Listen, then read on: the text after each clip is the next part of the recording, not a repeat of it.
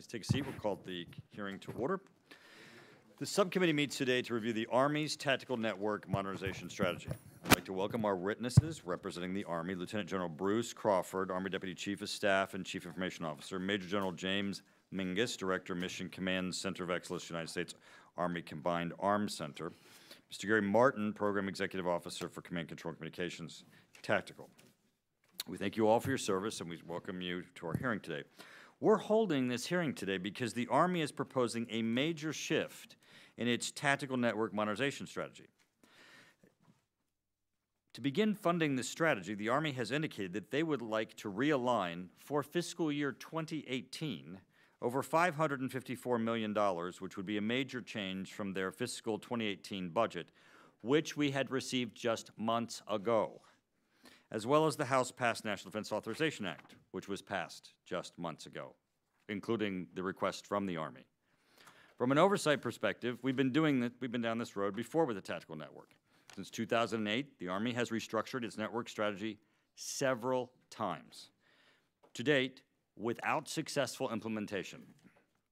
I remember in 2014 when the Army began a new modernization effort for the tactical network to improve communications called the Simplified Tactical Army Network, or STARNet, and identified the network as its #1 mobilization priority. Over $6 billion has been spent on the Warfighter Information Tactical Network, WIN-T, as well as many billions more on tactical radios and mission command network systems to simplify and improve the network. For at least 5 years, the Army has come before this committee and defended the need and resources for your current network strategy, and Congress has supported those requests based upon the Army's stated needs, goals, and objectives. Just 5 months ago, you requested over $400 million in fiscal year 2018 for the WIN-T program and indicated that WIN-T Increment 2 was the foundation of its network modernization strategy and mobile mission command. Now, you're asking us to realign almost $500 million from existing programs with limited details as to your long-term plan for the network. Given the Army's previous track record with the network, I am skeptical on whether this proposed new strategy will work as intended. And I'm concerned that we're going to be back 3 years from now discussing another approach and yet still not have full implementation by the Army from what the Army has purchased and we have paid for. I understand that the change in strategy appears to be driven by 2 reviews, one internal by the Army and one by the Institute of Defense Analysis, which have been requested by Congress. I understand the change in strategy appears to be driven by, and that these reviews identified significant operational shortfalls in existing tactical network modernization programs and requirements, given current and emerging threats. However, before we agree to anything, we better understand what it is that you plan long-term for your tactical network. I think we can all agree that our first priority remains the warfighter. If we are going to send soldiers into harm's way, their communication devices should never say, "Service not available." So clearly we want to be sure that we are fielding capability that works and equipment that the soldiers will use, with an understanding also of what information that they need to have available. So just to reiterate, 2 basic questions, which is the primary purpose of this hearing. Help us understand why what you are proposing is the right strategy this time, and why it is necessary to realign fiscal year 18 funds after 3 of the 4 defense committees have already been on and off the floor as opposed to waiting for the FY19 budget process. Before I begin, I would like to turn to my good friend and colleague from Massachusetts, Nikki Tsongas, for her comments. Thank you, Mr. Chairman, and good afternoon to our guests and welcome. Recently, senior Army leaders reached out to numerous members of Congress to notify us of some major changes they are recommending to the Army's tactical network programs, and I thank you for that. I understand that these proposed changes are based in part on the Army's view that it needs to take better advantage of telecommunications developments in the private sector and more agilely respond to rapidly changing peer threats, in particular from Russia and China. Our witnesses here today have outlined in their prepared testimony recommendations for significant internal process and organizational changes. The proposed changes also include a request for realignment of close to $500 million in Army research and procurement funds for fiscal year 2018, as well as realignment of billions more in future years. The Army can, with existing authorities, reorganize itself to better develop requirements and programs to acquire equipment to meet those requirements. I would point out that this is not a new problem, and that internal Army management of what it calls, quote, the network, unquote, has been challenged for many years by an overly complex and segregated set of organizations involved in the process. If the internal Army organizational changes make things work better, I could support them. I also support, broadly speaking, the Army adjusting its plan to adapt to changes in technology and threats. However, based on the limited information provided by the Army to Congress thus far on the details of the funding changes for fiscal year 2018, I have serious reservations about the funding-related elements of the Army's new plan. First, I am concerned from a high-level perspective that the Army is asking Congress to, in effect, quote, drive in the dark, unquote, as it moves forward. The Army is asking Congress to take funding away from programs that, in most cases, have been fully developed over many years, tested thoroughly, and are now in production. The Army is asking to instead use those funds for a whole series of initiatives that are not well defined and in some cases don't even exist yet. In short, the Army is asking us to take a significant risk in canceling several major programs, ones, by the way, that the Army has advocated in favor of for many years, in the hope that an ill-defined set of new efforts will work as planned, be on time, and stay on budget. Second, I have questions about what little specifics have come over from the Army, particularly with regard to the WIN-T program. For example, the Army's proposal would cut close to $144 million in test, support, and management services for the network.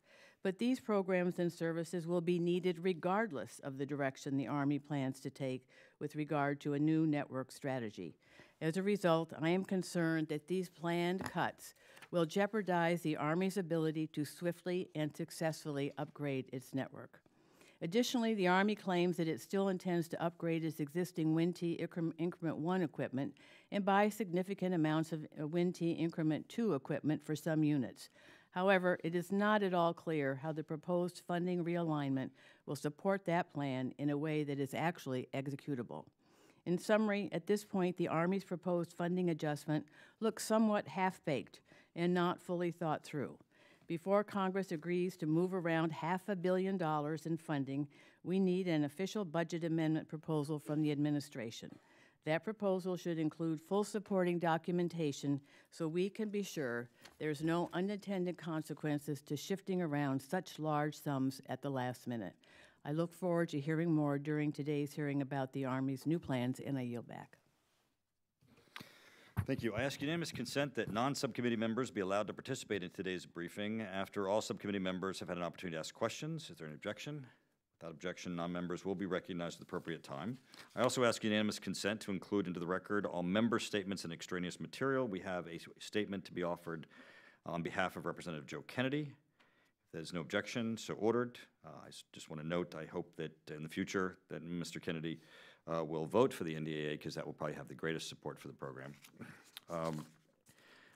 General Crawford, I understand he'll be giving the opening remarks for the Army. General Crawford, this is not the kind of hearing that we like to have. This is where this committee was told with full support of the Army in May, 4 months ago, of the critical need for this program, and now you're before us in September, and I can't believe that the information that you're going to be providing us is information that wasn't known or knowable.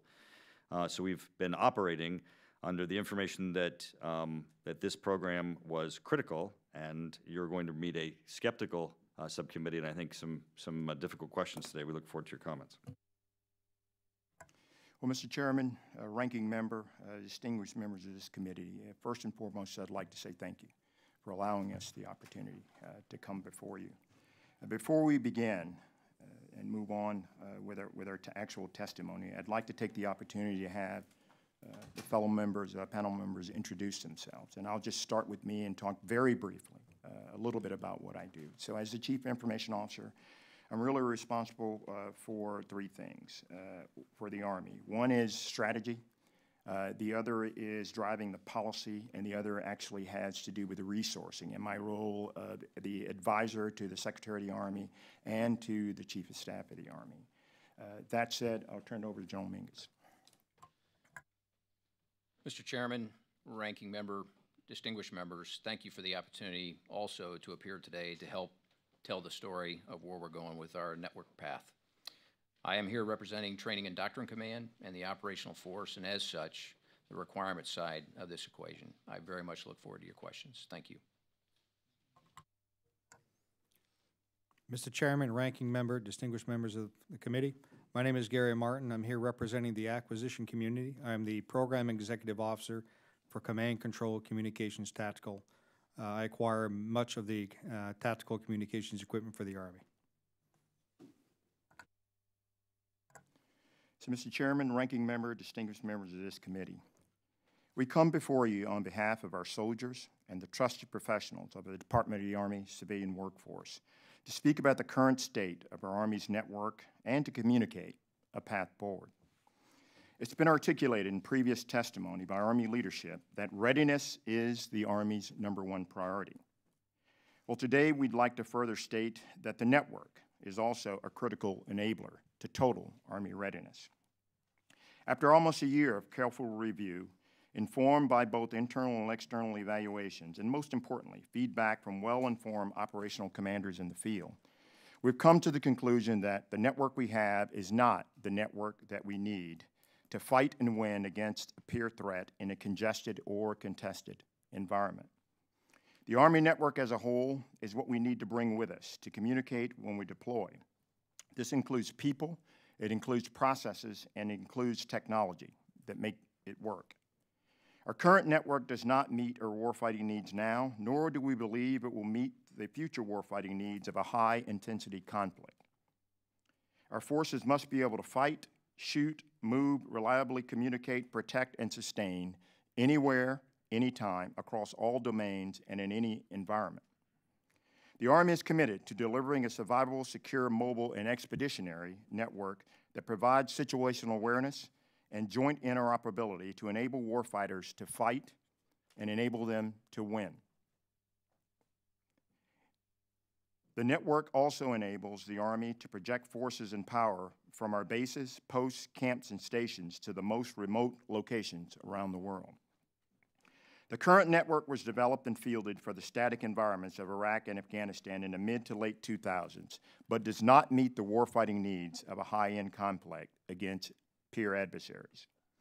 As we pivot to a new strategy, we look forward to more, not less, collaboration with our industry partners in delivering the network of the future.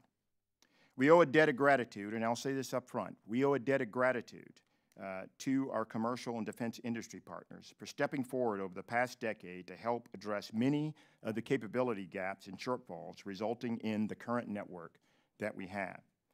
However, we now find ourselves in a new environment, facing new challenges and emerging threats that reflect the changing character of warfare our Chief of Staff of the Army, General Mark Milley, describes in an article about the future of warfighting. To quote General Milley, "We have new insights into the character of future conflict, and we have had glimpses of what our Army and its soldiers must be ready to do in the coming decade. Shifts in the character of war offer an opportunity. If we can anticipate or at least recognize them, we can adopt proactively, maintaining or regaining overmatch and forcing competitors to react to us. The network we have currently fielded in our formation is neither simple nor intuitive, and one that demands a heavy reliance on industry-provided field service representatives that make the system work. In addition to emerging threats that I've spoken of, we've also seen a commercial innovation explosion and exponential growth in technological advances that accelerated at a rate at which our standard acquisition processes could not keep pace. Neither current nor future adversaries are inhibited by the same processes, allowing them to better exploit new technology to their advantage. Your Army must win the fight we're in, be ready to fight tonight against any adversary, and posture ourselves for the future fight. To improve our ability to counter evolving threats, we must adapt. Over the past year, our Chief of Staff, General Mark Milley, has led an assessment of the Army's entire network in parallel with the external study on the Army's tactical network directed by Congress in the National Defense Authorization Act of 2016. The findings of both were corroborated by feedback from Department of Defense testing agencies, combat training center rotations, joint exercises, and most importantly, from operational commanders. These findings documented significant shortfalls in governance, requirements, acquisition, and innovation, negatively affecting the Army's ability to provide warfighters with simple, intuitive, resilient, and protected network-enabled capabilities. Our new path forward will focus on 4 priorities: survivability and mobility of our command posts, tactical network transport resiliency, a unified suite of mission command systems, and interoperability. In order to address the 2 strategic problems we face, which are the requirement to be able to fight tonight and the need to best posture our Army to win the future fight, in the written statement, we said that the Army will. What we intended to say was that the Army intends and has intent to halt programs that do not remedy operational shortfalls, fix programs required to fight tonight, and pivot to a new acquisition strategy of adapt and buy that allows for rapid insertion of new technologies and capabilities and allows the Army to best leverage the innovation and the investments of our commercial industry partners while remaining good stewards of taxpayer dollars. This involved changes to Army culture, structure, and processes to address shortfalls. We will leverage proven joint solutions and commercial sector innovation, redefining the way the Army delivers the tactical network. Our network must enable mission command, not encumber it. It must also ensure our leaders and soldiers, like my son, who is currently forward stationed along with over 180,000 other soldiers in over 140 different countries in support of combatant command requirements. It ensures that they can outthink and outdecide any future adversary. We must posture our Army to rapidly maximize operational results, align resources, capitalize on technological advances, and influence, shape, and leverage the innovation of commercial industry. This new path, we believe, helps us do exactly that. Mr. Chairman, Ranking Member, distinguished members of the committee, we thank you and look forward to your questions. Thank you, General. General, if you were not a general, if you were a professor, and you had to give a letter grade to the Army's performance in this program, what letter grade would you assign? Sir, the best grade that I would give, given where we are, I would give the Army a C, looking overall at the overall performance. But I'd like to add on to that question, if I may. There have been several strategic shifts, and I make no excuses, sir, in answering this question. If we start back in 2008 and we look at what we were doing during that time, we actually had the surge that happened in Iraq and parts of Afghanistan, so in that part of the world that was ongoing. So we had to make some strategic shifts there. And again, sir, I make no excuses. Later on, in the 2011 and 2014 time frame, we actually had to shift the focus of where we're spending money on the network and literally purchase pretty much every capability that we can, which kind of led to where we are right now and how we went about buying that and get it in the hands of soldiers, given the capability that they had at the time. Our focus, and I know this because having been the director of cyber in Europe during the time frame, so from about the 2013 time frame to about now, our strategic focus in terms of the network, and I'm not saying it was right, I'm just telling you what we did. Our strategic focus at the time, sir, actually was focused on infrastructure, and it was focused on the evolution of threats in cyberspace. And so, to your question, sir, I would give us a C in terms of how we organize ourselves for this. The fact that we didn't have an overarching governance structure in place to drive, and at the time, we didn't have one single integrator in charge of the overall network. And those are things that we're trying to fix with the new strategy, sir. Thank you. Thanks. Well, I hope you understand our skepticism when even you would give yourself a C, and I think many of us would give you a lower grade overall in what has been accomplished here. Now, you gave us 2008 and what you were responding to there. You told us about your strategy in 2013. But as I was explaining to you before, I'm really concerned about 2017, which is why I'm not happy about having a hearing like this, because we're not the accounting department. We're not clerks. We don't just wait for the Army to come and give us their new paperwork to shift over a program. We're a committee that provides oversight, and we're supposed to actually be the partner with the Army in ensuring that taxpayers' dollars are applied appropriately and that the warfighter gets what they need and deserve. Now, you said that your request before us for that is coming, I guess, is because of your focus on the warfighter and because of your concerns for taxpayers' dollars. Was it not your concern in May when you requested this from us? Were you not concerned about the warfighter and the taxpayers' dollars in May? Because we were. Sir, although this study and this assessment has been ongoing for almost a year, one of the things that drove our thinking on this is we've been receiving different feedback from commanders in the field and different organizations about our entire network, the actual ecosystem that makes up our network. But we actually just received the actual detailed study on IDA in about the March timeframe. So you got a couple of options, and I understand that the IDA study was only one variable in the equation because we've been collecting data. Right, I've read the study, but General, you were participating. I mean, it's not as if that the information that they just went out into a field somewhere and divined it themselves. I mean, it was a collaborative process that participated with your information and your knowledge also. So it's not as if when the report hit that it was just suddenly new knowledge to the Army, correct? Sir, there were different parts of the Army that was actually participating in the study, but it wasn't until the late March, early April timeframe that we got a comprehensive look at the overall study. To be able to divide the 12 different functional areas and 4 different capability areas that they outline, and to measure ourselves against them. And to be quite honest with you, sir, the initial briefings that we received, some of the things actually caught us off guard, because what IDA did is they actually did a deep dive into the different functions that we use to actually run the network. What we had been looking at, sir, although information was coming from commanders, we had a series of symptoms that we were trying to piece together. Things like the idea of complexity, as we started to get our minds around that. So we'd been studying the threat. We've been going to school on the threat since about the 2013 in detail, and some of the new evolutionary capabilities that the threats are developing since about the 2013-2014 timeframe.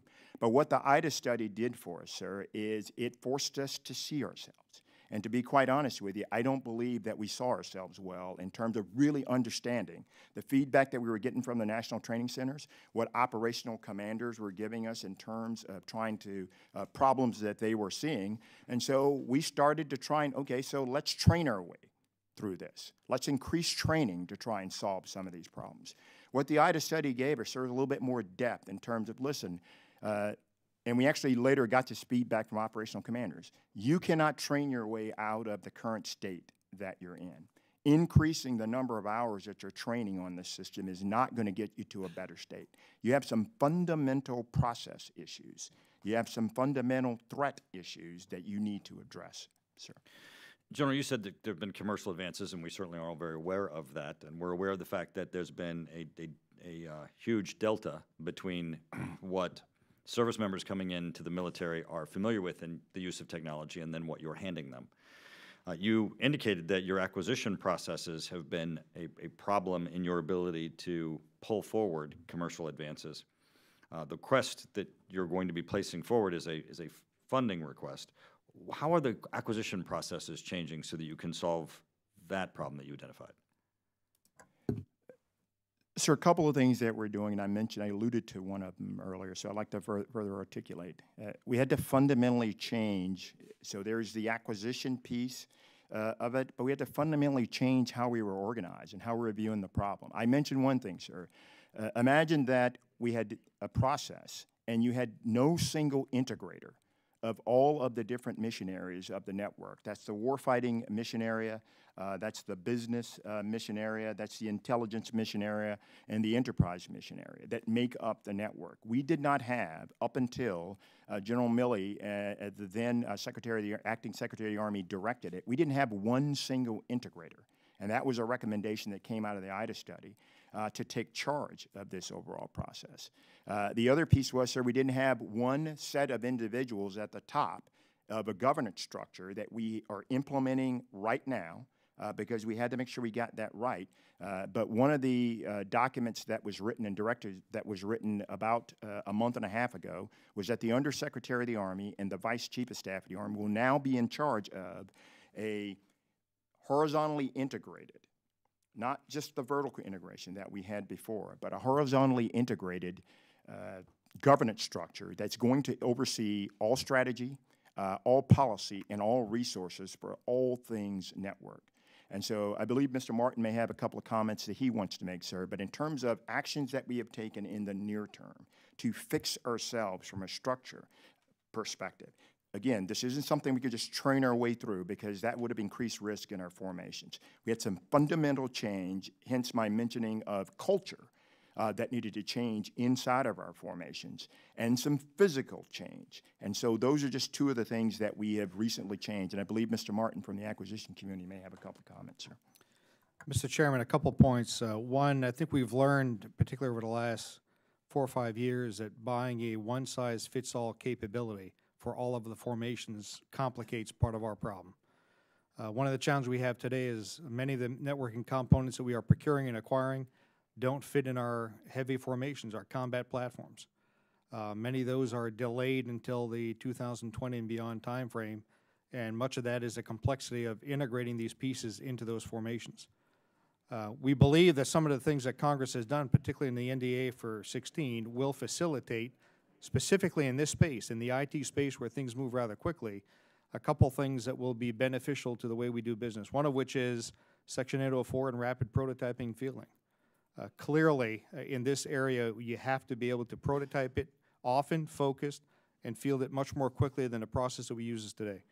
Other transaction agreements are also a contractual mechanism by which we can get access to innovative technology and commercial marketplace much more quickly than we do today, and certainly Section 851 that offers some accelerated means for getting commercial products out to the field. So we believe Congress has given us some tools that we can take advantage of going forward, and we look forward to applying those to what we're trying to do, sir.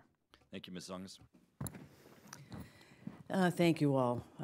Obviously, a lot of questions that we have up here. You've identified a lot of problems. Many of those problems are not new problems, but I think you've yet to demonstrate or completely articulate a way forward that gives us the confidence that you will be able to solve these issues, especially given the funding constraints that you've asked us to and the funding changes you've asked us for. As you rightly point out in your statement, in your joint statement, the pace of telecommunications innovation in the commercial world has outpaced the service's ability to test, acquire, and field the latest technology. So as you're dealing with this, how is the service looking to leverage available technologies and capabilities? We know the rapid pace of change, but what you have to deal with is making sure that there is a level of security and integrity that maybe is not the case in the commercial world. So how are you taking it, how are you looking at this so that you're able to be assured that whatever you take advantage of, it will be secure and maintain its integrity? So, ma'am, to the first part, and how are we taking advantage of technology? So one of the things that we've learned is we need to be able to not only leverage industry's technology, but we need to posture ourselves to be able to leverage industry's ideas and their best practices. And so after the IDA study and we got the results, one of the things that we've taken on is we have asked IDA to pull in, and we've had 4 of these sessions with industry partners who are traditional, but we also had sessions with industry partners who were non-traditional, who don't traditionally deal with the government. And so what did we walk away from that? In order to improve, to get beyond the requirement, because this process, this very rigid process, is essentially we write the requirement, we pass it to industry. There's a lot that happens in there. But what we're trying to get to when I mentioned the idea, this idea of putting operators and developers together, this DevOps concept, so that our industry partners can get beyond just the written, rigid, in some cases over-prescribed requirements that we've been giving them in the past. So when you think about what we're going to do differently, we're going to put operators and developers formally together so that our industry partners are not only looking at a very rigid requirement, But what they're really able to do is understand how the user interfaces with their product. And so over the years that since I've been a general officer and speaking to industry, that's been one of the things that they've been asking for. They've been asking us, if you want to leverage our technological investments, the investments that we're making from a research and development perspective, you all need to figure out how you're going to give us more access to operators so that we can study how the operator actually interfaces with our equipment. The second piece of that, ma'am, in terms of ideas and how we're going to posture ourselves to better leverage technology, actually has to do with this idea of cross-functional teams, where you'll have not only the operators and the developers working together, but you're going to have industry to be a part of that team to try and inform. As we look at some of the challenges that we have, we mentioned satellite, over-reliance on satellite, and some of the anti-jam problems that we have. Ma'am, if we could have fixed these on our own, we probably would have done it by now. And so bringing together these cross-functional teams of industry partners, both traditional and non-traditional, because there are a lot of very innovative things that we're seeing out there in commercial industry that we want to bring them to the table to help inform us. So this is not something, and I mentioned in my opening remarks, that we look to increase collaboration with industry, not decrease that. And so the cross-functional teams and the DevOps concepts are where we're looking to integrate as a part of this new modernization approach that we intend to take on. And these are lessons learned from industry, and I believe Joe Mingus may have a couple of thoughts. And how do you overlay the security piece? Because that's an additional requirement that's unique to the military. All right. Yes, ma'am. So the primary security, a couple of security challenges that we've got and how that's going to be overlaid has to do with this idea of type 1 encryption versus commercial standard encryption. And so although we know that we're tied to type 1 encryption because of some of the satellite capabilities, and it comes with our package, what we're looking to do is leverage, so there are many commercial standard encryption capabilities that are out there. So our thinking on leveraging industry's ideas and technology goes beyond just the capability we provide, but in terms of some of the encryption standards that they've got up to 256K, vice the 128 that we use for type 1 encryption, those are capabilities that we're looking to integrate, ma'am, as a part of the way we do business going forward. And again, some very innovative solutions that are out there. It's not just about the technology, it's both the ideas, but back to the technology point, we have already seen, as a matter of fact, last night, the 82nd Airborne, a portion of the 82nd Airborne actually jumped in a capability that we became aware of over the last 3 or 4 months that has to do with security, and we got that idea from industry, man. And how will you use the innovation incubators like the DIUX that exists both out in California and Massachusetts? How will you look to innovation incubators like that to help you deal with some of these emerging problems or newly identified issues and in the context of rapid change? Yes, ma'am. So to the point of talking to people that we don't normally talk to, the structure of these cross-functional teams, our intent is to bring in those who are innovating at a rate which is a lot faster than we are. In addition to the DIUXs of the world and the DDSs, which are the subcomponent of them, we're also looking to leverage the agencies. So there are other 3-letter agencies that have some of the very same problem sets at the enterprise level that we face on a daily basis. And so just recently, we're in a conversation with an industry partner and several of the 3-letter agencies about cloud computing and looking for alternative solutions to the way we're doing business, which will save the taxpayers dollars and eventually make us more secure. Thank you, General. I yield back. Mr. Lobiondo. Thank you, Mr. Chairman. General, it's clear that faster fielding of modernized capabilities is necessary to keep pace with current threats.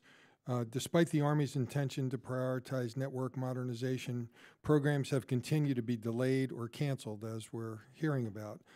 Your proposed significant shifts in the FY 2018 funding and did so, as the Chairman so eloquently pointed out 5 months after you submitted and defended your budget request, and 1 month after 3 of the defense committees had marked up their versions of the 2018 request. With that in mind, would it not be prudent to continue buying new, lighter versions of the WIN-T Increment 2 until you know what the new programs are? Sir, the feedback that we've gotten on the program have given us some concern. I mentioned earlier what the origin of this feedback is. And so we've got 2 fundamental problems that we're trying to solve, sir. If we were trying to do any one of these alone, this wouldn't be an easy problem, but it would be an easier problem.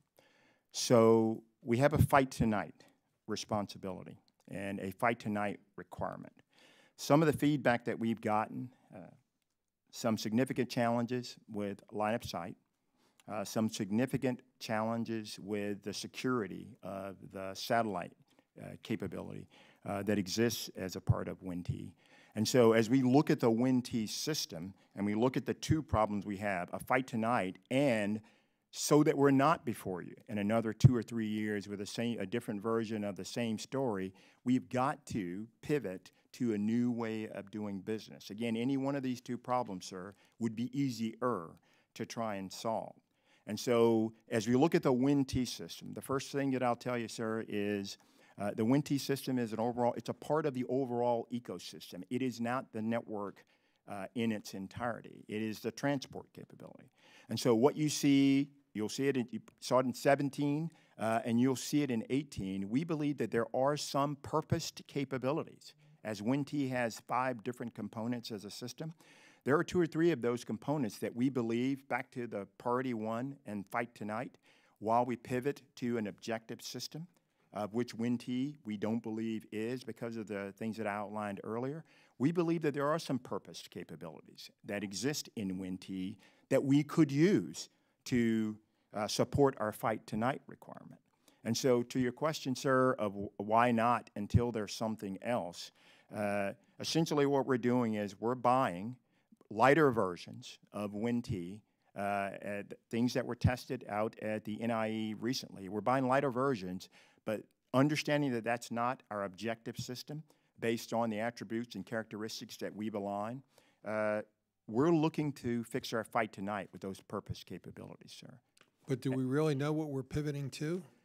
Sir, so one of the things that we've been accused of, and rightfully so, it led to the C grade that we talked about, is industry has given us feedback, so you're overprescribing. So you're telling me exactly, it's got to fly at 30,000 feet, it's got to be able to operate at the depths of a submarine, so to speak. You're overprescribing your requirements. What about, Army? Describe what it is, and then let us, back to this DevOps and cross-functional teams kinds of concept, if we know that we've got some significant security considerations, then why should we stay with the program out until 2026 knowing that we've got those significant problems? Let us invest in trying to fix our fight tonight capability while we pivot to be ready for the something different. Vice repeating what we've done in the past, sir, and we've been listening to industry about overprescribing requirements. And so our intent is, and it's only our intent at this point, is to halt the programs. As I mentioned, we have taken the opportunity to describe in painstaking detail for us, and it was an awakening for us as we described the attributes and characteristics of this future state. But in 18, halt procurement of WIN-T, increment 2. And then through FY21, sir, field that which we have already purchased to enable our fight tonight capability. Well, I got big question marks, but let me yield to the chairman. Sorry to jump in here, but General, he asked you a very pointed question. What are you pivoting to? And what you described was a process, not a destination, not a system, not a procurement program. So, and with all due respect, I believe that the answer is you don't know, right? Sir, the answer is we do not have an objective system. If there were an objective system on the shelf, sir, we would be trying to go and purchase that objective system. What we're trying to do now is to literally fix ourselves now, leveraging what we call the And purpose. those are all good words, the but they're purpose process- capabilities. They're processes, right, General? You don't have to be able to put in front of us the answer of what you're going to do instead of this. You have, what you're putting before us, and the answer to Mr. Lobriano's question is a process. We have capabilities, sir, that we've outlined. It has to be protected. It has to be expeditionary. It Right, has to I be get it, more I get it. intuitive. So Thank those. you, General. I'm going to move on, Mr. Lobriano. Yes, sir. Mr. Langevin, sorry. You're in the ballpark, Chairman. Thank you, Mr. Chairman, and I want to thank our witnesses for the testimony. I got to tell you, this is just a stunning hearing and turn of events. I mean, I've got to go home and now explain this to constituents back home, and I mean, it just falls into the category of you got to be kidding me. I mean, this is exactly the type of thing that people back home get so worked up about when precious taxpayer dollars apparently are squandered, wasted, not applied and used in a judicious and an effective way. So I'm gonna just to again build on Mr. Lambiondo's question. So again, the last several years, the Army has followed a fairly defined trajectory when it comes to communication network and modernization efforts. Now that trajectory appears to have been upended in the middle of deliberations for the coming fiscal year, leaving policymakers like us certainly in the lurch. I fear that the Army keeps abandoning good networks and systems in search for the perfect system, and the perfect, as we know, is hard to find, if not impossible in the telecom world. So, again, to the point, would it not be more practical to field the operational WIN-T Increment 2 network while continuing the R&D efforts to improve it? And what alternatives does the Army have today to meet the requirement for on-the-move mission command? So the alternative system for on-the-move mission command, between now and FY22, we have a system called Joint Battle Command, JBCP platform. It's actually one of the preferred at the maneuver level systems in our formations for on-the-move mission command. Between now, and in terms of the alternative, between now and FY22, it is our intent to leverage the resources that we're asking for to pure fleet the Army, because we're not pure fleeted with that capability between now and FY22. So to your question, sir, of the alternative solution for on-the-move mission command, while we're leveraging the purpose capabilities of WIN-T to kind of help fix our fight tonight capability, it's actually Joint Battle Command platform that gives an on-the-move capability. And our intent is to field the entire Army, active Guard and Reserve, out to FY22, sir.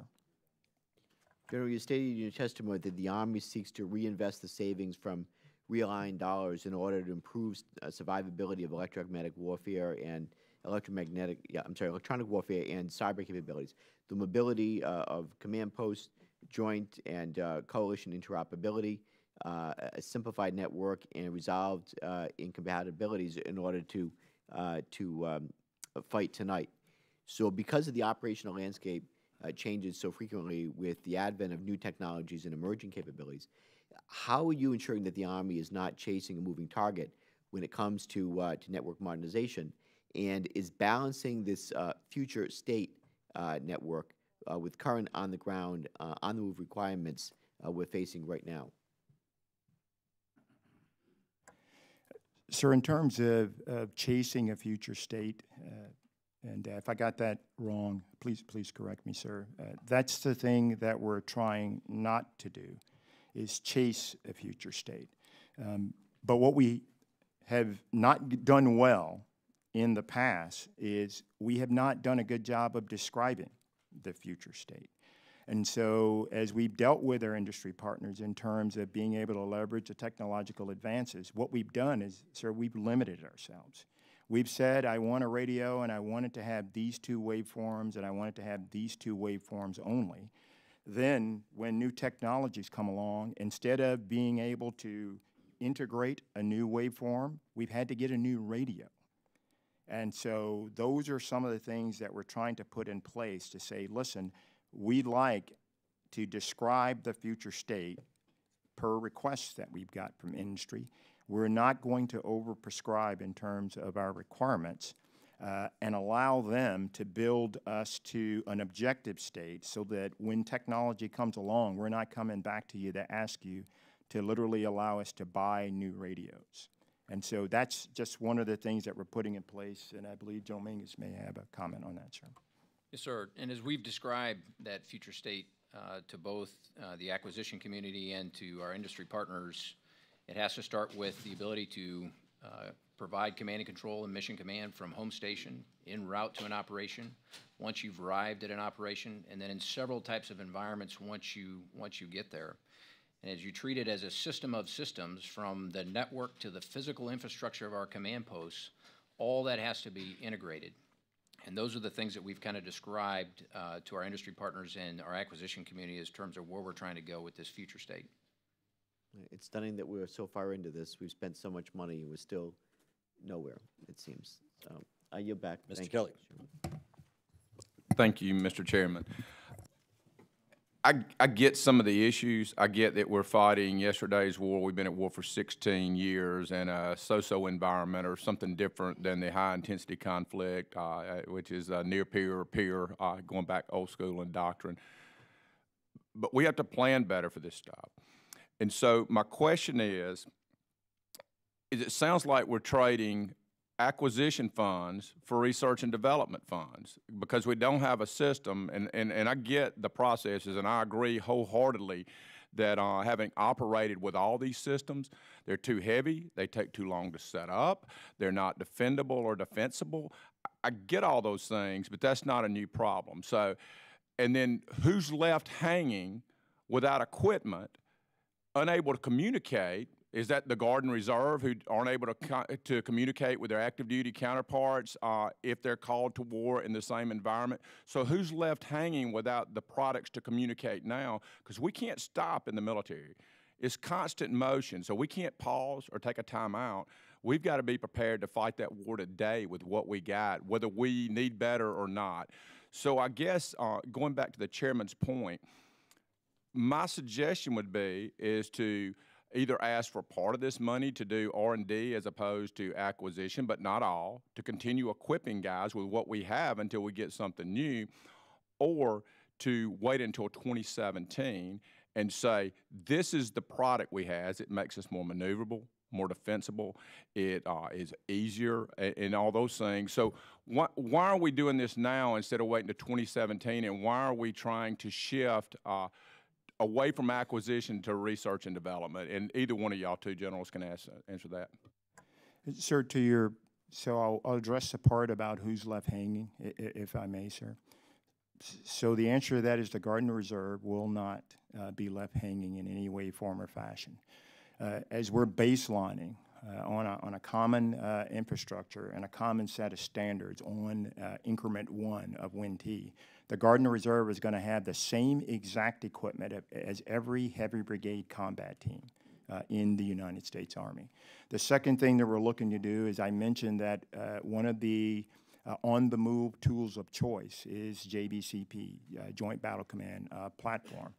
I mentioned that we're going to pure fleet the entire Army, and our request, our intent would be to pure fleet the entire Army with these resources between now and FY22. So the Guard and Reserve would not be left hanging, sir. They're going to have the same exact equipment that every heavy brigade combat team is going to have. The only units that will have any different equipment, and it is backwards and forwards compatible, that the light units, and it'll be different from the way we're configured now, because as we have discussion about WIN-T, the light units actually have the heavy equipment. And so we're going to take the heavy equipment and put it with the Stryker brigades, and we're going to part of this investment that we're looking for is to get lighter versions. When I talk about purpose capabilities to fix our fight tonight capability, lighter versions of WIN-T, and actually outfit our light units with light equipment.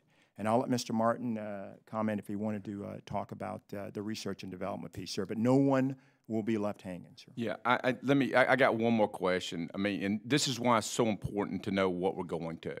You've got to have the R&D part. The shot out to splash or the flash to bang, that's important. And so it's a big deal, especially when you start talking about We call them knuckle draggers, like us dumb engineers who are not smart enough. We're cavemen, you know. We still use a chisel and stone.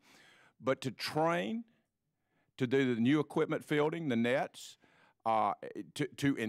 just the flat-out installation of that equipment across the Army to include the Guard and Reserve components, that's difficult. So again, I get back to, we've got to have a process, and we got to know all those answers. How long does it take to get from the capability that we have now to the capability we're seeking? And that's a long time. And so I go back to, why are we talking about this in 2016 in developmental stages that we don't know what we have, rather than talking about it in the 2017 NDAA?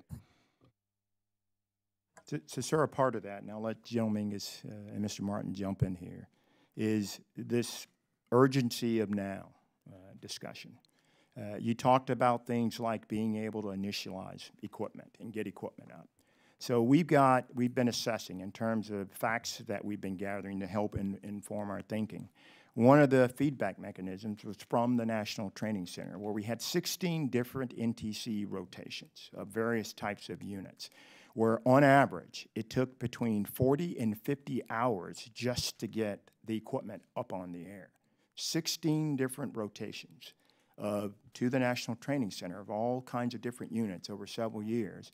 And it took, on average, between 40 and 50 hours, talking about the complexity challenge piece of this, to get the equipment up on the air. And so we've got an urgency of now. When you combine the complexity problem, and I understand that these may not be new challenges, but when you look around the world, we've got some new threats that we've got to address that have been evolving and leveraging technology in a manner in which we couldn't, as I said in my open statement, just because of some of the processes that we have. And I'll let... Thank you. No, my time's expired. Thank you, Mr. Chairman. Thank you, Mr. Carvajal. Thank you, Mr. Chair. And thank you, Mr. Martin, Lieutenant General Crawford, and Major General Mingus for being here. General Crawford and Mr. Martin, WIN-T Increment 2 passed operational testing in 2014 and achieved full rate production in 2015, and since then has served our soldiers in Iraq and Afghanistan. This program has been upgraded since it first entered production, such that the Increment 2 systems you would procure today are less complex, lighter, more capable than systems you bought a couple years ago. How does the Army plan to transition soldiers on the ground from the old to new network platform? Does the Army have plans in place to address any operational disruptions due to this transition? And two, General Crawford, it would appear that a universal lesson learned from the previous tactical network modernization strategy to include previous network integration evaluations was the need to simplify tactical communication systems so that they pass the smartphone test, making it easy for soldiers to operate with minimal training. How does the new modernization strategy pass the smartphone test? So, sir, one of the things we're looking to take on, if you use your smartphone at home, one of the things that you do, so you've got Wi-Fi potentially as a path, and then you've got the broadband that's provided by one of the commercial services. And so when you send a text to someone, the last thing that you're worried about is what cell phone tower you're going to be off of. Or did this message leave my phone and go via Wi-Fi? Or did this message actually go over one of the services provided by one of our commercial vendors? And so one of the things and one of the lessons that we learned to this idea of a smartphone test, sir, is we're looking to integrate and evolve as a part of the new strategy, this idea of a universal transport layer. So just like you do at home, you don't worry about what tower you're off of. You don't worry about whether your message or your phone call actually went over Wi-Fi or whether it actually went over services provided externally that are global. You just wanted your message to get through. And so we want to first simplify the touch, look, and feel. Back to this, I talked about getting operators and developers together, sir, to understand how the user actually interfaces with equipment. That's something we haven't done very well. over the last few years, and it absolutely is a lesson learned. But the second part, beyond the getting operators together to ensure we've got the infrastructure that is moved away from the operator. The infrastructure needs to sit at the enterprise instead of with the operator. If you go and look at our formations now, almost all the infrastructure they need to send that same message or something very similar to what you would send from home, we actually have to take with us. And so we've got to change the touch, look, and feel by getting operators and developers together, sir. But we've got to create a universal transport layer so the operator doesn't care which direction the signal actually left and what route it took to get to the distant end. And I'll offer General Mingus an opportunity. One other point with that, sir, is that in the past, when we have written our requirements for most of the end-user devices that our soldiers use, where you need that simplicity and that intuitiveness, we've written it in such a way that it's created the complexity that we have on the tactical end. So as we look to the future and as we're recrafting how we write those requirements, an example of that would be instead of after 3 weeks of training, a soldier will retain 80% of what he was trained, and flip that and say that with no training, he would be able to pick up a device and execute 80% of the tasks on that device before any training. If he needed to do any kind of advanced level stuff, that's where that training would occur. And so that's a change in methodology on the requirement side that we help will get after that smartphone technology. And I guess just to conclude, do you have any contingency plans to address the operational disruptions? Sir, based on our intent and assuming that there has been no final decision on that, and we acknowledge this up front, our intent would be, and I used the example about light equipment actually going to light units. That would be the G3 of the Army deciding, just like we do with all other operations, who should get what equipment first based on where they are in the rotation, so that we take a minimalist approach in terms of the disruption that's pushed onto our formation. So we are thinking through that. And when I talked about who's going to get what equipment and when between now and FY21, we actually took some of that into account in terms of who was on a patch chart to rotate to where in what part of the world, sir. Thank you. I'm out of time. Thank you, Mr. Chair. I yield back. Going next to Mr. Bacon, but I want to give the lineup. It's Bacon, Whitman, Brown, VC, and then Mr. Cook and others, but at least you know somewhat of the order. Mr. Bacon. Thank you, Mr. Chairman, and thank you, gentlemen, for being here. I served in the Air Force CIO's office about 12, 13 years ago, and so I know the complexity of the work you're doing. How much did we spend on the WIN-T so far? What's the sunk costs as of now? So far, we've spent approximately $6 billion, sir. $6 billion. That's a very painful number to hear, unfortunately. Can we afford to start from scratch to get the capability that we want, or how many years is this going to take to recover if we start this process over with a new system? In other words, how many years gap are we talking to get this back on the rails? Sir, I don't believe we'll be starting from scratch. The WIN-T Increment 1 system that we have fielded throughout the Army, the WIN-T Increment 2 that we now have in our light formations and striker brigades, we will retain in that formation. There are some things we are going to do in the near term.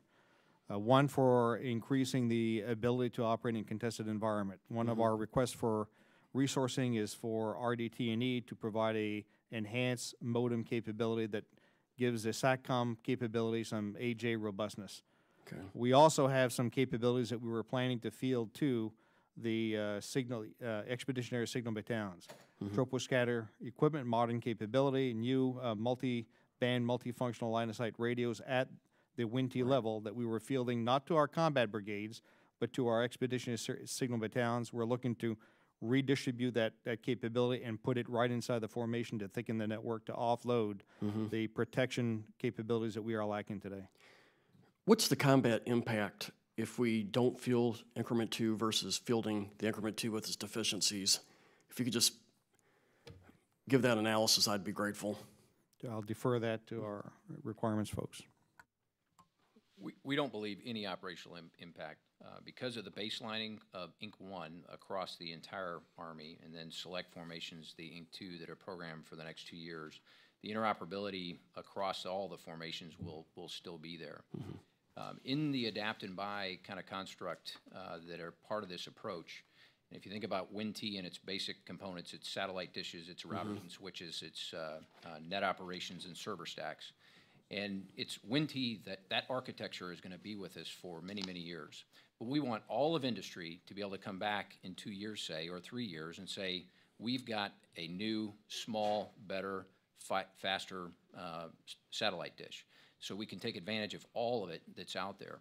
Right. Same thing with all the other components. So the architecture writ large will stay with us for quite some time. So if we say that we spent $6 billion, that's on increment 1 as well, right? So in other words, that's not lost costs. So how much have we invested that we're going to lose if we stop the increment 2? What kind of money was invested? I think the answer is the same, is that there's no lost cost. Okay. Because we will be baseline either at Inc. 1 or Inc. 2 across the Army, and that will stay as the baseline architecture until some of these more innovative things come online. Okay, thank you very much. I yield the balance of my time. Mr. Whitman. Thank you, Mr. Chairman. Mr. Martin, I want to follow up on General Bacon's question. In proposing this major shift in network strategy, the Army has relied upon some of the congressionally mandated findings that were in the Institute of Defense analysis on the network. And the report made a number of significant recommendations regarding tactical radio programs. However, the report didn't say a whole lot about WinT or that program specifically. And looking at those report findings, can you let us know what led you to the conclusion that accelerating tactical radio procurement was the right way to go, and halting the WinT program was, based on those findings, the proper decision? One of the capabilities that we have not delivered on in the last few years is fielding tactical radio capability to our lower formations, specifically battalion and below. We've been very prescriptive in the past of what capabilities we expected. We prescribed the waveform software capability that we were expecting to use, which was limited to only a few folks in industry. In fact, we actually provided them source code for them to actually port onto their radios. What we have found, and particularly as we engage with other activities, SOCOM in particular, there are innovative capabilities that have been developed in the commercial marketplace. They've done a much better job than we have at adapting it, and they are far more resilient. They significantly reduce the complexity that soldiers have in managing the capability, and very consistent with what the IDA report recommended we do. The Army has begun to embrace the non-developmental item initiative, so essentially going to off-the-shelf or commercial technology in that acquisition model, where you have the industry invest its own money, develop technology, look at how that can be applied to meet the warfighter's needs. Can you tell me how you envision utilizing this model to support Army network modernization and communications conduits as well as hardware? Many of the components across the entire network are, in fact, commercial offerings that we adopt, particularly in the tactical radio community. One of the things that we have recently done, we released the request for proposals for a 2-channel leader radio. Previously, we would have very much prescribed the capability wanted at a minimum capability, and that's was the only thing industry had to bid with. What we did this time is we offered industry the ability to propose to us some objective capabilities, some of which we identified in terms of things we would like to see, and also offered them the ability to bring forward any capability that they have developed or have access to, and offer that above baseline capability to the Army. Pretty much what SOCOM does. I think they've been very successful along those paths, and we're looking to implement a very similar approach. It just seems like there's a tremendous amount of capability out there. There is. And for the Army to be able to take that off the shelf, to be able to operationalize it much more quickly, and also have it upgradable and modular in its components, I think is absolutely critical. So to be able to look at that model, I think, is key. Lieutenant General Crawford, do you have any, or Major General Mingus? Yes, sir. I was just going to offer that in the adapt-to-buy approach, It is getting after that very thing that you described, the non-developmental. We, in this analysis, determined that we cannot keep pace with commercial industry when it comes to information technology. And so as we identify a gap, we do the market research, we find something that's close, we try it. It may work, it may not. If it works, then there's an adaptation process so that it works in a military environment. And then if that works, then we move forward. Very good. General Crawford, it's my understanding, based on the Army's new strategy and looking at capitalizing, again, on industry innovation, looking at the technology that's out there, and existing special operations and joint solutions that are going on wherever possible. So looking at integrating all those different ideas, could you elaborate maybe on some of the lessons learned from the commercial sector and how you plan to utilize this cutting-edge technology and industry innovation as you look to not only create the network capability today, but what the Army will be looking at in capability in years to come? As you talked about, technology changes almost on a daily basis. And I know from my days of having to carry an authentication book with me as an old RTO and authenticate, we've come a long ways from there. Sir, in terms of lessons learned from industry, the biggest one has to be governance. I mentioned earlier that it wasn't that we didn't have governance, sir. It's that we had multiple governing bodies all attempting to oversee the resourcing and strategy of different aspects of the network. The other thing we've learned from both industry and our special operations teammates in the joint community, Special Operations Command does buy, try, decide. Vice the risk-averse mindset that we've had in terms of, instead of taking advantage of industries fail early and often or fail fast kind of mindset, we've taken a very risk-averse mindset in terms of adapting to change. And so those are two, the governance, and it needs to be horizontally integrated. And then this buy, try, decide kind of mentality in small increments and spiraling into our formations is the best posture that allows us, and greatest lessons we've learned in terms of being able to integrate technology and leverage the innovation of industry, vice reacting to it, sir. Thank you, Mr. Chairman. I yield back. Mr. Brown. Thank you, Mr. Chairman. Let me just start by saying that, I think disappointed is just an understatement for me. I've been on this committee for 9 months, and senior service component leaders come into the committee with a great deal of confidence and say, we're ready to fight tonight. And with a great degree of confidence, lay out visions and ideas and plans about what it takes in terms of R&D and modernization so that we'll be ready to fight tomorrow night and the night after and 20 years down the road. $6 billion, that's the number I heard.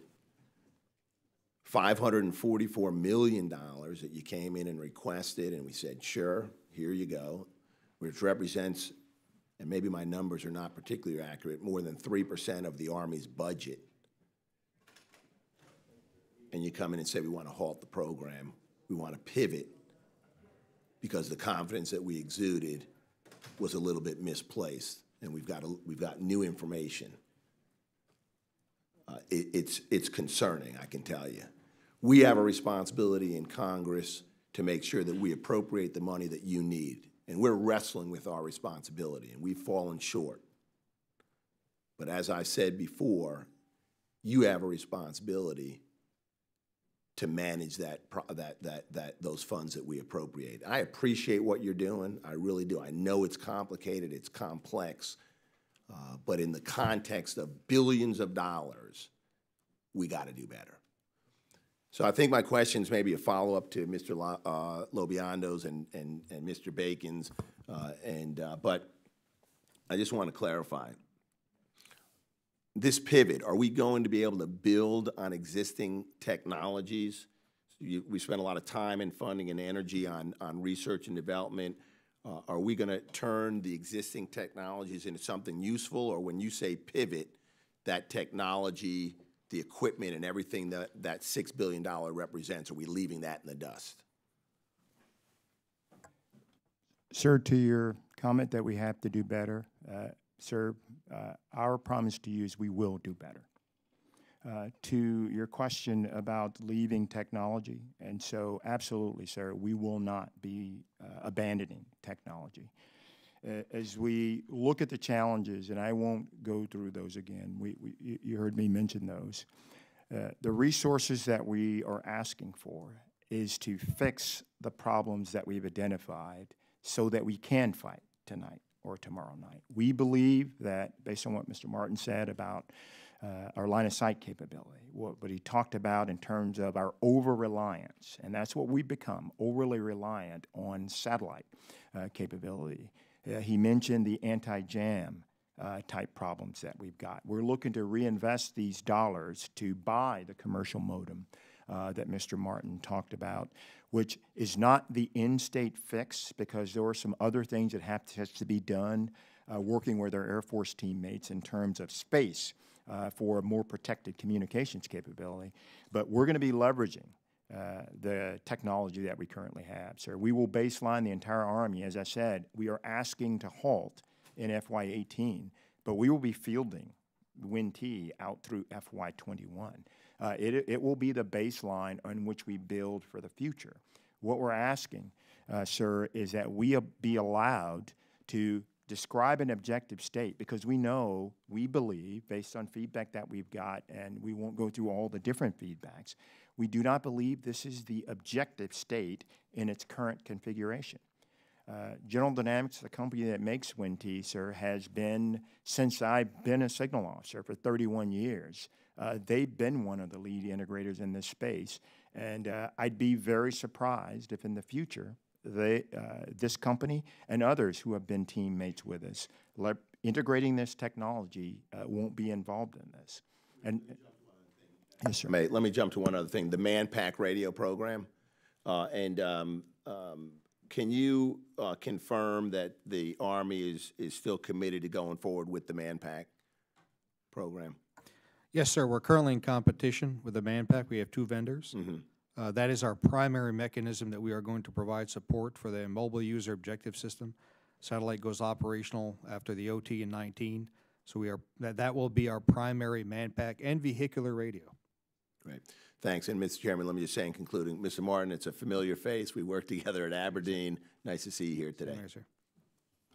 Thank you, Mr. Cook, and then Mr. Vesey, Mr. Panetta, and Mr. O'Halloran. Thank you, Mr. Chairman. This is tough to hear this committee. Very, very upset. The timing couldn't be worse right now.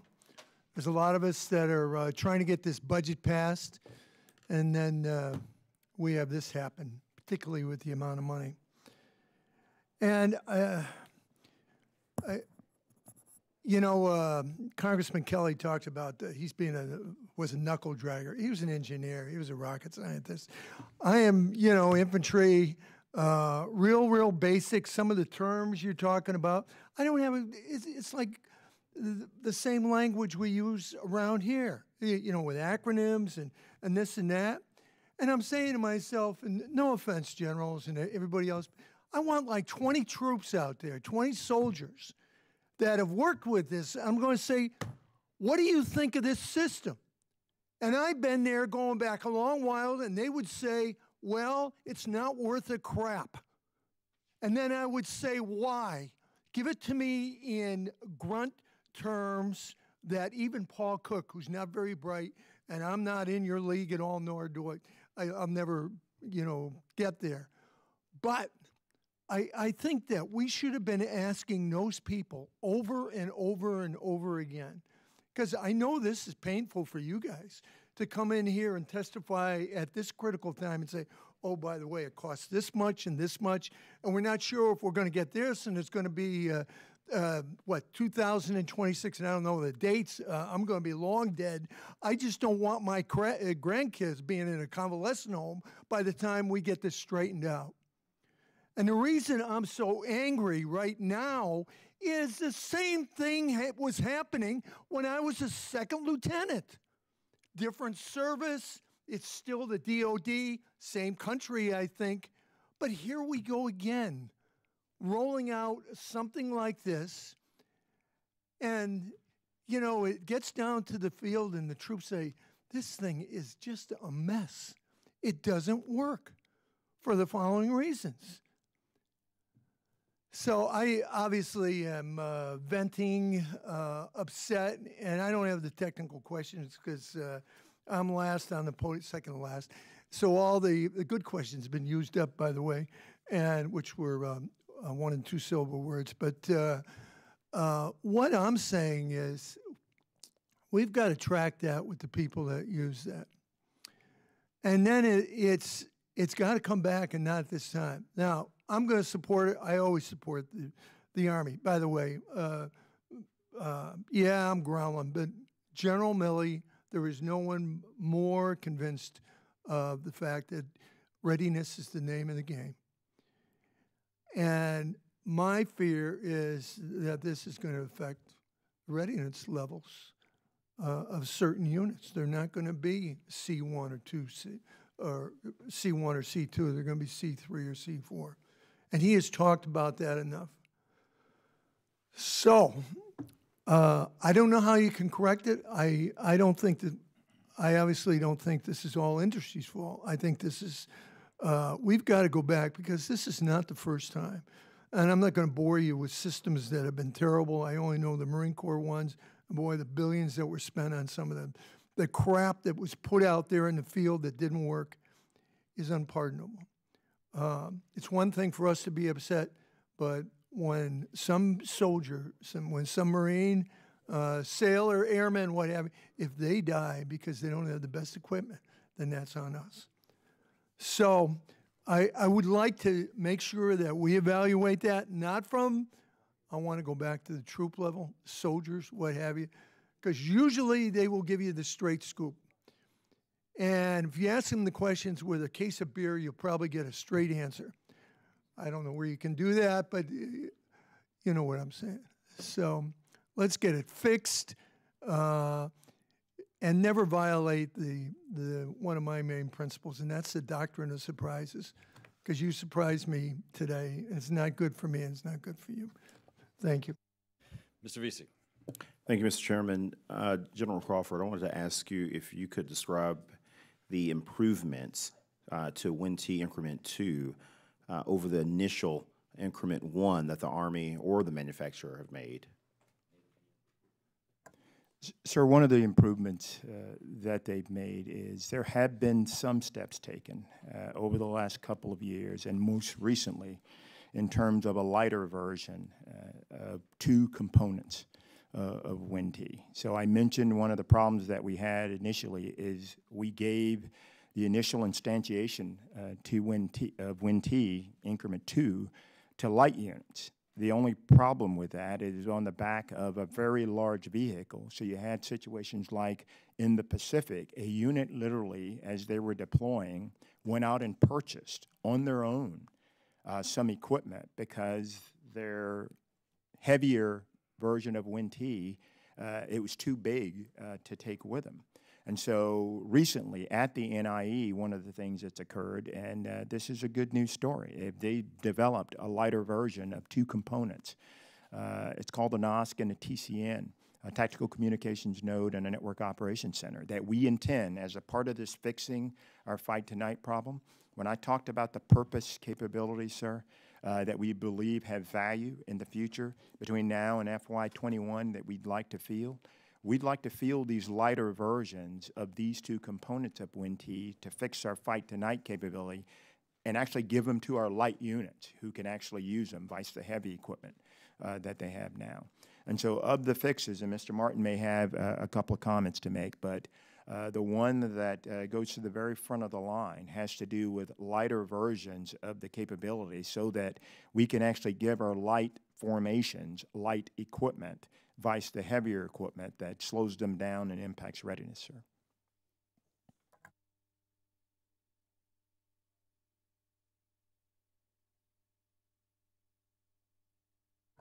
If I understood your question, sir, you're looking at what are the 2 differences between Inc. 1 and Inc. 2. Well, predominantly, the communications capability are interoperable and compatible, but what Inc. 2 does, it actually puts that capability onto mobile platforms. It has a satellite on-the-move capability, and a directional line of sight capability. So it allows the commander to be mobile rather than at the command post.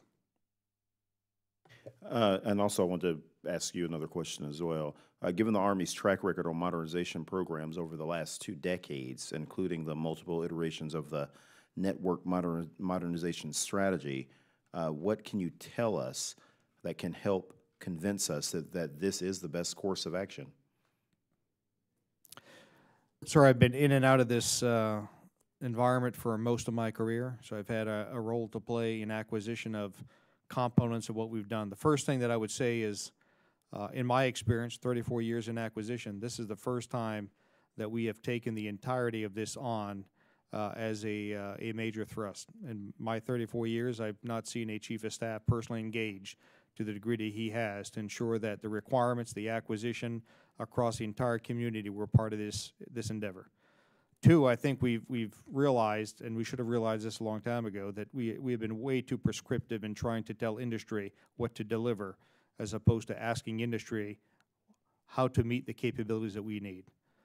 We still have elements of the Joint Tactical Radio System, which were essentially capabilities that are no longer modern. These are 10-year-old capabilities that we were trying to make work in this environment. Those are the things that we're trying to halt.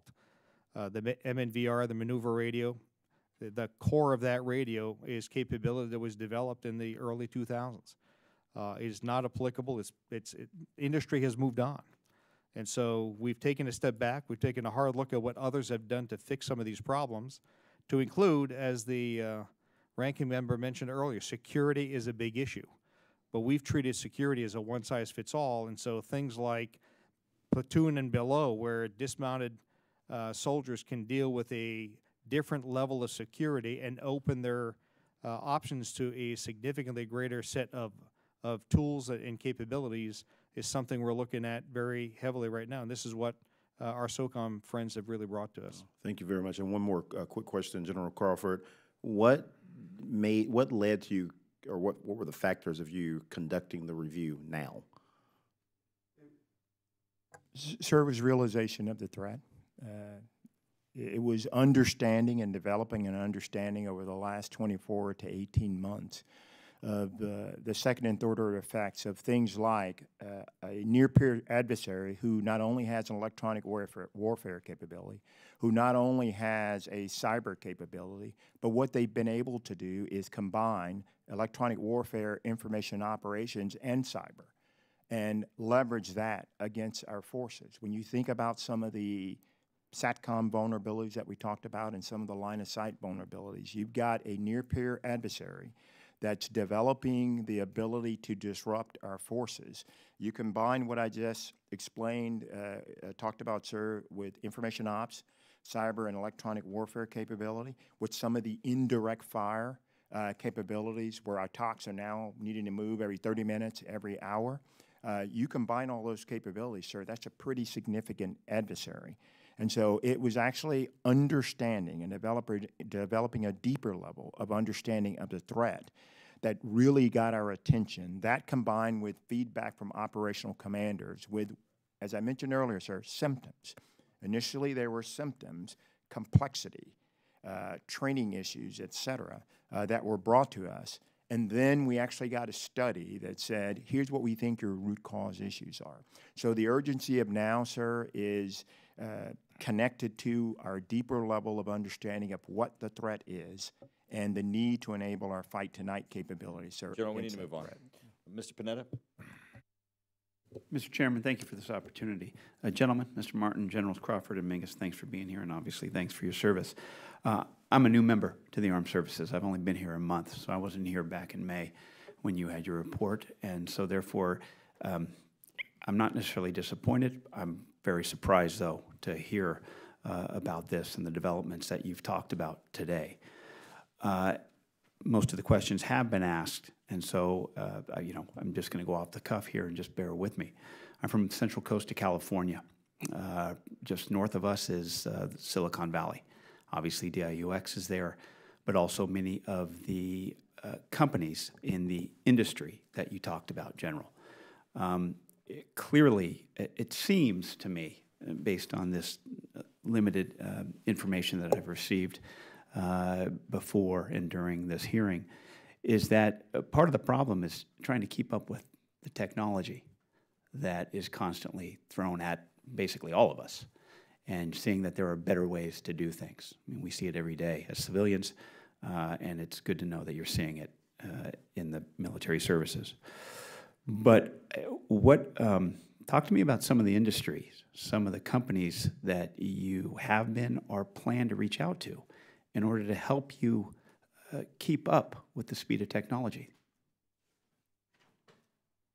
Sir, and I know Mr. Martin and General Mingus will have some commentary here, and I'll try to be short and leave time for them. But the satellite industry, specific companies. So I mentioned, sir, that we've hosted 4 industry forums to try and help inform our thinking. We've taken our problems to industry and said, tell us we're wrong. In terms of when I talked about processes, sir, it's not just a technology, but we're trying to leverage their ideas on how to get to the technology, how to best posture ourselves, to be able to leverage the exponential growth and investments that they are making. And so these industry forums that I talked about are where we literally took our problems, and everything you heard today, essentially we had a conversation with them. And so without getting into a laundry list of different companies, we've gone to virtually every sector of the commercial IT technology portion of industry to say, help us think through this particular problem set. And I can tell you that the response has been tremendous in terms of helping us fix our problems. And I'll turn over to General Mingus to add a little bit more, sir. Thank you, sir. Since you mentioned DOIX, I'll give you a vignette of what we've done recently with them. It's not foreign to anybody in here that it's a tremendous human endeavor to digest the amount of data that is out there. And it's no different in a military application, and the speed in which that data is available. And so it is our belief that as we try, and General Crawford mentioned this in his opening statement, how do we get better, faster, smarter than the enemy? And so as you look at the artificial intelligence, machine learning, big data kind of stuff that's coming online, DIUX has the greatest feel inside of our organization in terms of who in industry is working this problem. And so we recently reached out to them to set up a couple of forums framing the problem of how the military is trying to solve that problem, allow them to go out to the leaders in that industry and bring them together in a forum so we can have a dialogue and begin to figure out how to solve this for the future. Good. Great. Mr. Martin? If I could add, we will continue to use a large portion of the commercial IT technology. I mean, routers and switches and those kinds of things are always going to be something we use. One of the things that's most complicated in our network is the services on the back end. So we talk about the iPhone-like approach to simplifying the network to the user. One of the toughest things we have in a tactical space today is we have to bring our infrastructure, the people who initialize, operate, maintain the networks, the towers that service cell phones today, we bring that structure with us. We try to develop and build our own management tools, NetOps tools to actually coordinate, manage, and so forth. Service providers, Verizon, AT&T, have recently met with us, and they're looking at how to automate what we currently require soldiers to spend an inordinate amount of energy trying to manage and execute this network, and to try to automate it with software-defined networking technology and things that they've applied onto the enterprise that you and I use every day at home. Great. Great. Thank you, gentlemen. Thank you, Mr. Chairman. You have Mr. O'Halloran. Thank you, Mr. Chairman. Thank you, gentlemen, for being here today. General Crawford, General Mingus, and Mr. Martin. Like Mr. Panetta, I have a bunch of notes. Most of my questions have been either answered or to my satisfaction or not. But thank you for coming into what you knew was going to be a difficult environment, and I appreciate that. My problem is I don't see a plan. I don't know where you're really going. I see a concept. I see some ideas, but it's concerning to me when I also hear the words consistently, we believe, I think, all those types of words that were said over and over again today. And General Crawford, you had mentioned earlier about when this all started, it was a static environment. We never have a static environment anywhere. you plan for the entire breadth, I would think, of the environment that we're in and potentially going to be in. The question was before to convince us that that this is the right course of action. I don't know that it is. I know I'm not convinced. I'm concerned that this may be the third or fourth change the Army has proposed for its network modernization program. How do we know you won't just change the network strategy again next year and the year after that? The changing technology aspect of this process, there is really no end line, I don't think. And so we don't know when the next deployment of the communications equipment will really take place. And so to stop one program and start another one, and understanding that the base is there, but we don't know anything about what the rest of it's going to look like. And I understand that, but it's really concerning that we've gone down $6 billion plus probably and gotten to this level. So, General, I'm going to give you the ability to once more try to convince us that this is the right direction. And when can you have a real plan to us so that we can identify and analyze that that is the way you're going to go? Sir, thank you very much for the opportunity to follow up. And so this idea of developing a real plan, sir, when we look at when we started to develop the concept, what we owe back to you and to the chairman and to the ranking member is the details of an execution plan. What we've laid out for you to date, sir, is the recognition that we've got a real problem in our formations in our Army today. And so one of the things that General Milley has challenged us with is you've got to ground yourselves in fact. And so the discussion and the points that I made about we believe, what we've done is we've actually gone back to pull together the facts. What I mentioned about the Combat Training Center, sir, that's a real thing that we've been collecting data on over the last couple of years. And so to the point, sir, and I appreciate the opportunity to follow up to convince you that this is the way ahead and the right way ahead, we've got a near-term fight-tonight problem that we can't get past. And so we've got to fix that, sir. To the future of it, it is literally being informed, and it has been informed over the last 90 days by our realization that we've got some internal processes that we needed to fix. Governance, we think we put something in place for that. Putting an integrator in charge, we've done that. That's directed by our former acting Secretary of the Army. So in terms of the details of this, sir, we owe you the actual execution plan for this. And we look forward to the opportunity, sir, to come back and lay out the execution plan, because I know that's what you want to see. We're talking concept. For what we're asking for, I understand the risk associated with it, but we would owe you an actual execution plan and how we plan to accomplish this, sir. I would appreciate that, General, but I also would appreciate the structure in which you made the decision to move this in a written form or a more formal form. But you know, we all share the same issue here. I mean, so to ensure the safety of our service people, and I look forward to continuing this discussion.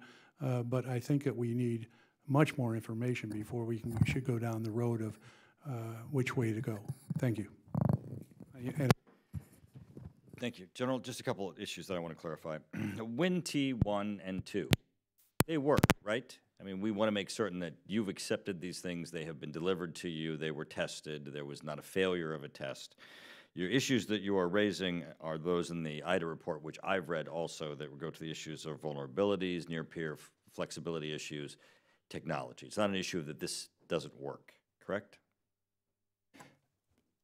Sir, to the question of does it work, based on the requirements that we wrote, it meets the requirements.